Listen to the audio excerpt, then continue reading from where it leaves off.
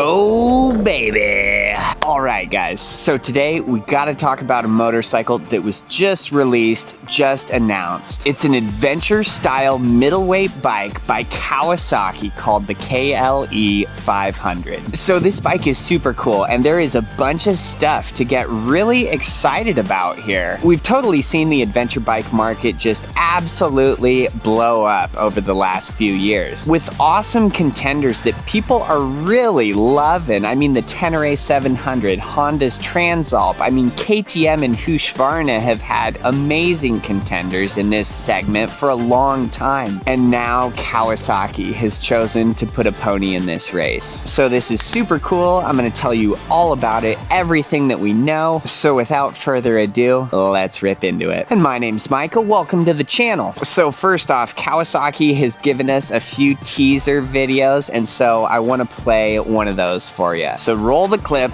run the footage.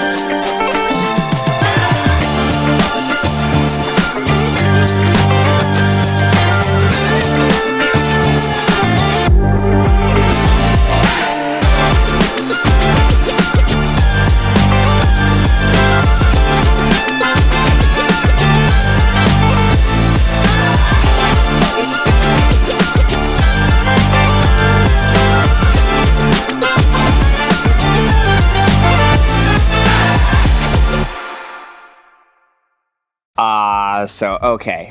The thing looks amazing. I mean, this bike looks so cool. I would argue that this is one of the best looking adventure bikes that the world has ever seen. And especially the SE, the special edition, you know, with that white and green, the trellis frame. I mean, this thing is seriously a showstopper. But is it gonna be practical? Is it gonna be capable? Is it gonna be able to do everything that you want it to do? Well, so let's really dive into it and evaluate this bike overall in just a bunch of different ways. So first off, the engine. You know, they say it's a 500. The actual engine in it is from Kawasaki's Ninja 500, the Z500, so it's their parallel twin 451cc. So Kawasaki has really done these smaller displacement parallel twins very well. No doubt this bike is going to have exactly the same horsepower and torque specs as the Ninja 500, you know, its other counterparts. So that's going to come in at 51 horsepower and 31 foot-pounds of torque. Now, those are good numbers. They are not street demon, you know, super speeder numbers. That is plenty of power to rocky you down the highway at interstate speeds. You'll be cruising at that 75, 80, no problem, all day long. But it's not going to be as much power as that Honda Transalp, as the Tenere 700, as the KTM 990, you know, or other legendary bigger CC contenders. But to me, that 500 size, I mean, this is such a sweet spot, I think, for a lot of people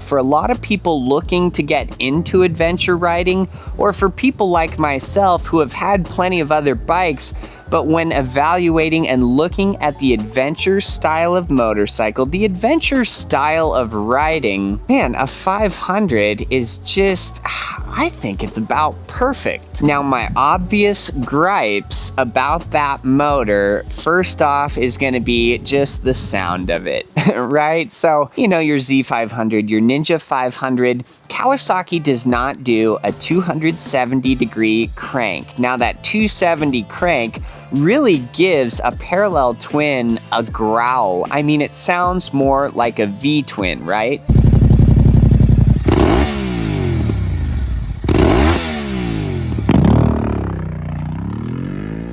So it's not gonna have that snap, that growl to the motor. And to some people, that's a deal breaker. I understand that. You know, if I were to get a parallel twin naked style bike, of course I'd want it to have that 270 crank. But for the adventure style of bike, I don't know that it's necessary. Of course, I'd always like to see it, but let's be real. Your adventure style of motorcycle, do you really want to put an aftermarket exhaust on it? You know, if you're cruising through the back roads or through dirt trails, you're smelling the roses, you're taking in the scenery, do you want that louder exhaust sound for riding like that? You know, if you're putting on significant miles going down the highway, do you want that droning sound in your helmet of an aftermarket exhaust? Probably not. Like for me, this is so tough because every single bike, you know, our 3 bikes here,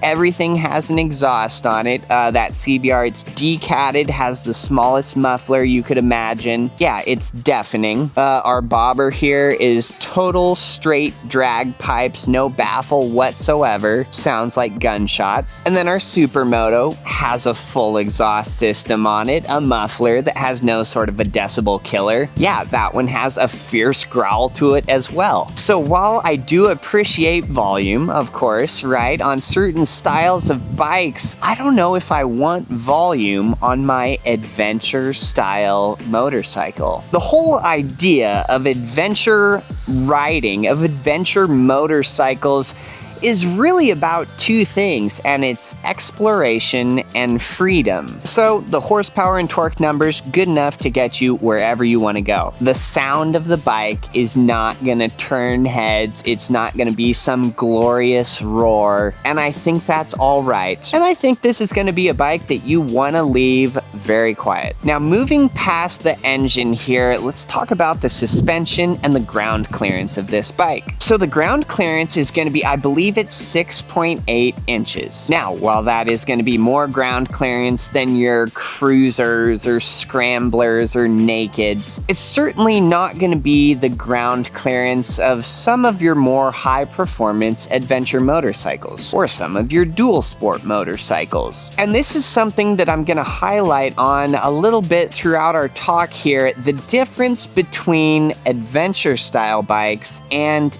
dual sports. While these 2 styles of bikes, they're kind of designed for similar things, there is key differences there. So while they're made to be a warrior for on-road and off-road settings, on the adventure style bikes, you're just not gonna find the higher ground clearance, the stiffer suspension. While they're both made for on and off-road, your dual sport style of motorcycles are gonna have clearance and suspension systems on them that are built for taking those jumps, for catching a little bit of air on your motorcycle. Now, while some adventure style bikes, you know, do have more clearance, do have adjustable suspensions that you can make them fairly stiff, adventure style bikes aren't necessarily made to have the wheels off the ground. I think that's a key difference that everybody needs to realize. That's a huge difference between adventure bikes and dual sports. Now, there is something very good that comes along with that lower slung bike, that lower ground clearance, and that is that the whole bike is holding its weight lower. So with that weight being lower, that makes the whole package so much more agile and nimble. You know, you can dance around with that motorcycle and get it through all different settings a lot easier than a motorcycle that has its weight higher up. So in an off-road setting, an adventure bike that has more clearance, that has that weight higher up, while that could be capable of more obstacles and more things, you are going to enjoy your experience on that lower, less ground clearance bike off-road much more than a higher contender. And let's be real, everybody gets an adventure bike and they think they're just going to take massive jumps and go straight up mountains. They have this vision, this dream of what they're going to do. How much you want to make a bet I can throw a football over the mountains? Well, and 90% of the time, time, you know, these bikes rarely see a gravel road, and that's okay. That's fine. Having the ability and capability to do things, I mean, that is kind of fun. We all look for that. So on this bike for suspension travel, you know, it's gonna be, I think it's around 8.5 inches, at least on the front fork there. So you might be thinking, wait a second, it has 6.8 inches of ground clearance, but it has 8.5 inches of suspension travel. So correct.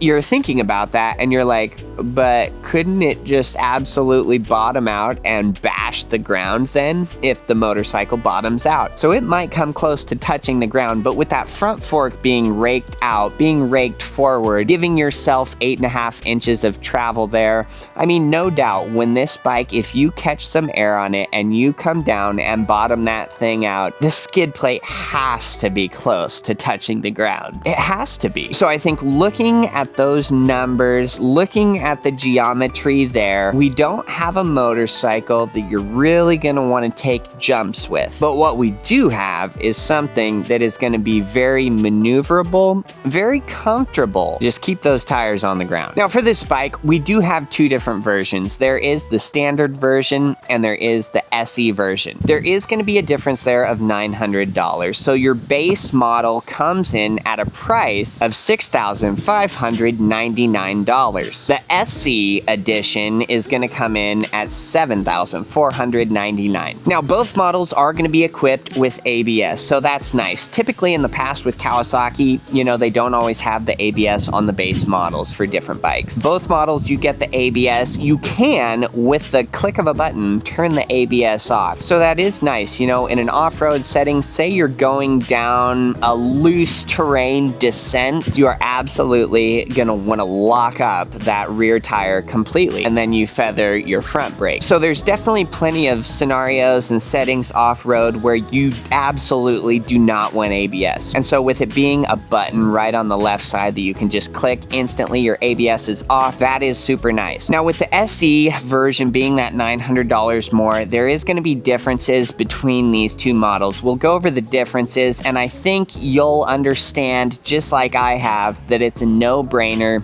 I don't think you really even consider the base model on this motorcycle. I think you instantly go for the SE. So differences with the SE model. The displays are gonna be different. So on the base model, you get a very simplistic LCD display. When you go to the SE model, you get Kawasaki's, I mean, they've thrown this display on a lot of their new bikes, but it's their 4.3-inch TFT display. It has connectivity to your phone through the Rideology app. I mean, so you can get voice controls going, navigation going, change the background color on it. These are good displays. I had one on our newer model ZX6R. Very happy to see that they offer that same display on this SE model. In addition to the display, you're gonna get different color schemes. So the SE model that comes in the white and the green. So let me just pause there and say that this bike, I think it's the most attractive adventure bike I have ever seen. Golly, that is a beautiful machine. So, and then you kind of get like a darker sage green color option as well. I think the white one is obviously the best. I don't think anybody's gonna fight with me on that. Maybe they will, but they're wrong. The skid plates are gonna be different as well. So the base model, it does get a skid plate. It's kind of a poor excuse of a skid plate, but the SE model definitely gets a much bigger, souped up aluminum skid plate. So that's nice to see a beefed up skid plate, that it's aluminum, it's not plastic. The SE model also is gonna have metal reinforced handguards. So this is not just a plastic kind of brush and wind guard. I mean, this is gonna protect your hands if you absolutely plow into a tree, you know, if you lay your bike over on the rocks. That is awesome to see right out of the gate. The turn signals are gonna differ on the SE model. So the SE model gets LED turn signals all the way around, completing the whole lighting package. It's all LED on the SE. Whereas the base model gets standard turn signals. Slight difference there. Maybe it makes a difference to you, maybe it doesn't. The windscreens are gonna vary as well. So the SE has a 4-inch taller windscreen on it, and it's also adjustable. It's a 3-position windscreen. Seat height, we gotta mention. Seat height is gonna come in from the factory at 33.9 inches. So compared to a bunch of other adventure style bikes, pretty approachable seat height. It's just gonna let more people throw a leg over this bike. Now the gas tank on this bike is gonna be 4.2 gallons. This is good. I was happy to see that, and especially that size gas tank with a 500cc, well, 451cc parallel twin. Now I haven't seen a miles per gallon figure for this KLE 500, but the miles per gallon figure that Kawasaki gives for the Ninja 500 is 64 miles per gallon. So we can do a little thinking and scheming there. So if this bike is gonna weigh a few more pounds than the Ninja, if it's gonna be a little bit less aerodynamic, I think we can say this bike is gonna get around the 60 miles per gallon. We can even estimate way lower, let's say 55 to 60 miles per gallon. So with the tank being 4.2 gallons, we have a machine here that absolutely has a 200+ mile range. So it is adventure ready. It is ready for those long hauls. Now, as far as accessories for this bike, because you'll see it in all the pictures, right? And you're thinking, okay, saddlebags,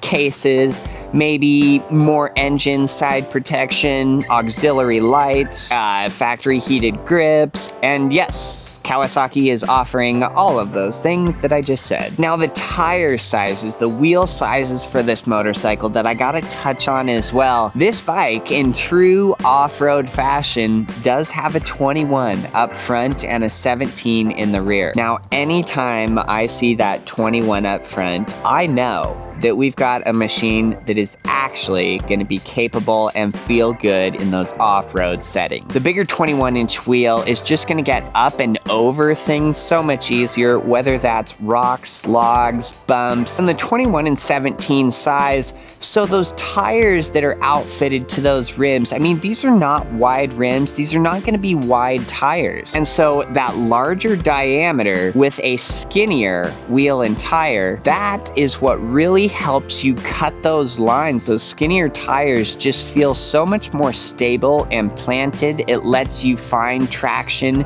through that loose terrain. Good job, Kawasaki. It really is ready for adventures. So now bringing it all back, summing it all up, what do we have here? What is this motorcycle gonna do? What's it gonna be capable of? Does it have everything that we want out of an adventure bike? Who is this bike made for, and who is it gonna satisfy? Well, I'd be satisfied with it. Me, right here. This is just good. You know, I think we're in a day and age, well, and we have been for years, of people just really wanting the biggest, baddest thing out there, you know, or thinking they need the fastest, biggest motor that they can get. And it's just not true, especially when you get to some of these off-road and adventure settings. Less is more. You know, just look at some of these guys that ride these larger CC adventure bikes. You know, some of the KTMs, like the 1290 Super Adventure, whatever they call it, and even your BMWs, you know, the 1200s and 1250s that we've seen. Yeah, they have a ton of power. I'm sure they're king of the highway, but that is literally the last bike that I want, even on a dirt road. It's just too big. It's too much. You watch videos of those guys on those larger adventure bikes trying to get up, you know, some tricky terrain, and it is exponentially harder on those larger, heavier machines. And so, I don't know about you, but I am just so thrilled to see a 500cc style bike in that adventure niche. A 500, it's enough for the highway. It's plenty off-road. You know, if you do want more power than that, you have other awesome contenders. That Tenere 700 has literally taken the world by storm. I mean, people think it's the best adventure style bike that's offered right now. And it is a good bike. It's hard to deny that. They're cool. They're cool. But now this KLE, you know, with its modern display, with its modern look, with it having very good accessories that Kawasaki's offering for it. It's gonna have that nimble, light feel, you know, with the lower slung weight, with that lower seat height, with the 500 or the 451cc motor, and the price. The price is right. Look at all of these other contenders. To have that undercut all of these other adventure style bikes and that SE version come in at that $7,500 mark, this is awesome. This is a bike that a lot of people are gonna be able to afford. Everything that Kawasaki puts their hands on, they do very well. So I'd be lying if I told you that we're never gonna get a KLE 500. I think it's highly likely that one of those is gonna end up in our stable. Super exciting. I can't wait till we start to see these things in dealerships. I wanna throw a leg over one of these and test drive one so bad, and I know I'll buy it instantly afterwards. I just have a really good feeling about that. So very, very cool. So comment with any questions you guys may have. Otherwise, like the video if this helped you out. Subscribe if you want to see more. And until next time.